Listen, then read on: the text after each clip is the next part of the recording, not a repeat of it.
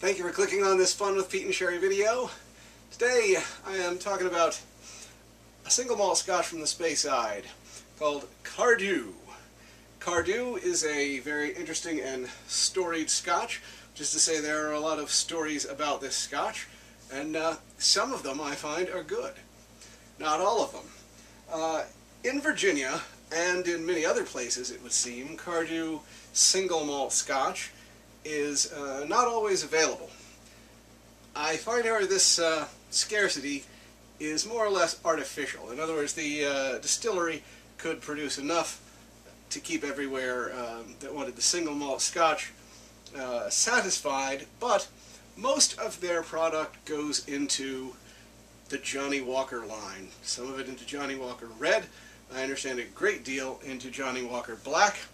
Not sure about the higher ones, but if you drink a lot of Johnnie Walker Black, and most of us have had a taste a time or two, you may actually recognize it because there is enough Cardhu in there that it has a significant effect on the taste. Another huge consumer of Cardhu would be the Spanish, where this is I think their most popular single malt Scotch brand. So every once in a while we get some in places like Virginia. Cardhu got some bad publicity not too long ago because having had a price that was relatively high on their single malt scotch due to this scarcity, which was, as I said, mostly manufactured, they then started selling Cardhu as a blended scotch, though at that time it was called a vatted malt. A blended malt, meaning they were buying malts from other distilleries and mixing it with their own and selling it. They were not calling it Cardhu single malt, they were calling it Cardhu vatted malt, but some people might have been misled, and so it was a little bad publicity. But let's find out how this scotch tastes, really. Isn't that the thing that really matters?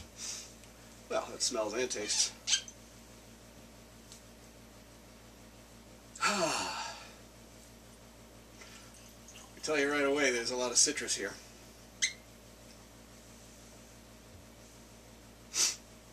Nose. Ginger ale. Pie. Lemon meringue pie, to be precise. Alright. And final test.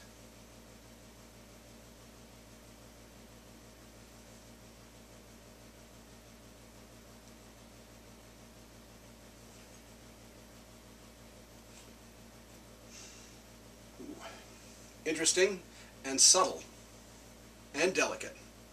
Subtlety, as you know, I generally like. Delicacy, I'm a little more 50-50 on.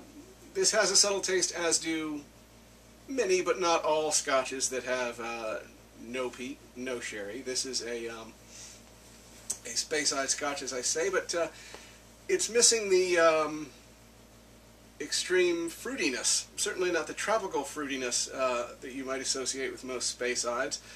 Certainly nothing like a Glenlivet.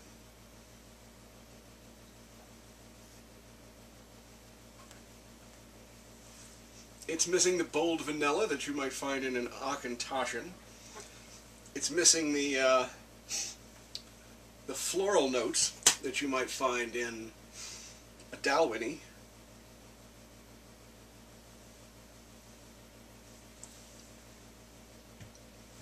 It's missing the youth and alcohol taste that you get in a Glenmorangie, at least in my opinion, but that's a good thing.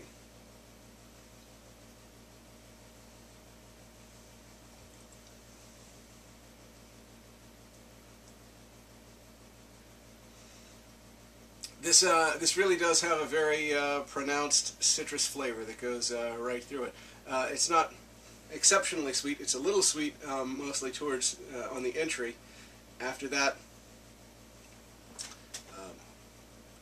you get a very long citrusy finish, although a very complex citrus flavor, not just lemon, but actually lime, and I think this is the only scotch I've ever tasted lime in.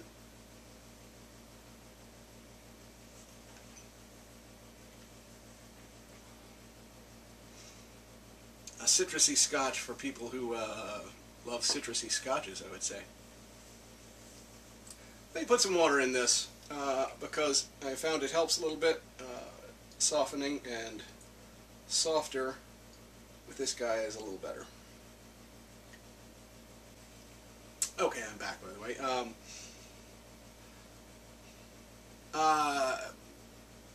Getting a little orange now, and some more of the fruit that the fruits that I wasn't getting before the water, maybe a little pear even.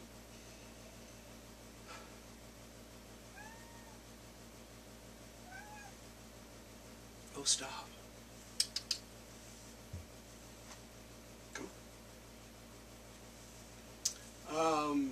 Interesting, softer entry, as I said, powdered sugar.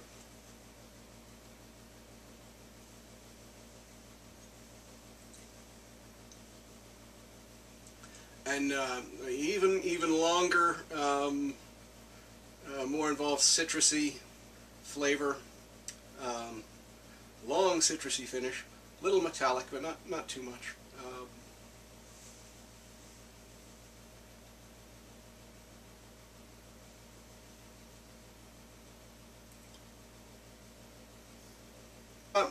So what to tell you, definitely not a bad Scotch, and certainly distinct in its citrusy character.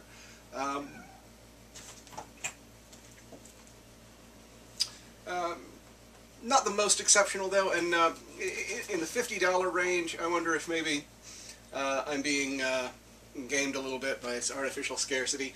It sort of feels like I shouldn't be paying more for this than a Glenlivet or a Glenfiddich. Let's see.